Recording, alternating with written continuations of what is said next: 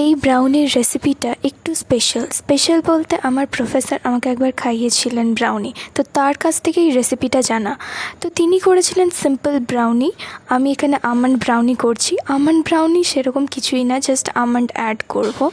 তো ফার্স্টে আমি এখানে একটা বোল নিয়ে নিয়েছি, তার মধ্যে আমি চকলেট যেটা তার ডিরেকশন অনুযায়ী এখানে চকলেটটা মেল্ট করে নিয়েছি। দেন বাটার অ্যাড করব। তো বাটার অ্যাড করার পর দেখো চকলেটে কিছু কিছু লাম্পস আছে, কিন্তু ওগুলো লাম্পস নয়, যেহেতু আমি ডার্ক চকলেটটা নিয়েছিলাম ফ্রুট অ্যান্ড নাট ফ্লেভারের। সিম্পল ডার্ক চকলেটটা আমি পাইনি বাজারে, তো ফ্রুট অ্যান্ড নাট ফ্লেভারের পেয়েছিলাম যেহেতু, তো তাই জন্য ওই চকলেটের মধ্যে থাকা যে ড্রাই ফ্রুটসগুলো ওগুলো তো আর মেল্ট হবে না। দেন তারপরে আমি আন্দাজ মতো নিজের মতো করেই ময়দা দিয়েছিলাম।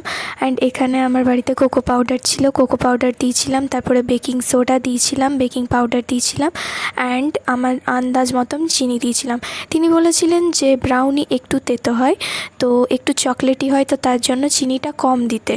তো দেন তারপরে আমি এখানে দুধ অ্যাড করেছিলাম। আর ব্রাউনির ব্যাটার একটু থিক হয় সেটা মনে রেখে, তো অল্প থিক কনসিস্টেন্সিতে, যাতে টেবিল স্পুন দিয়ে আমি ব্যাটারটাকে তুলতে পারি এরকম থিকনেস ব্রাউনির রাখতে হয়।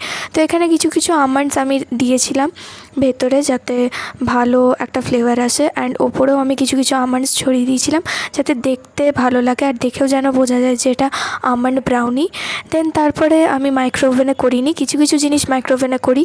তো আমি ভাবলাম যে এবারে ব্রাউনিটা আমি প্রেশার কুকারেই করব। তো প্রেশার কুকারে আমি লো ফ্লেমে রেখেছিলাম 45 মিনিটস। তো তোমাদের ব্যাটারের থিকনেস অনুযায়ী ওটা ডিপেন্ড করবে। তো মাঝখানে একবার করে কাঁটা চামচ ঢুকিয়ে বা টুথপিক ঢুকিয়ে তোমরা চেক করে নিতে পারো। তো আমার কাছে মোল্ডও ছিল না, তো দেখো এই ফ্লিপকার্টের বক্সের ওপরটা কেটে আমি তারপরে পেপার দিয়ে নিচে অয়েল দিয়ে করেছিলাম বেক। তো দেখো কত সুন্দর হয়েছিল।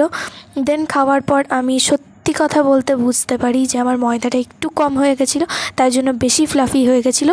তো ভিডিওটা ভালো লাগলে সাবস্ক্রাইব করে দিই।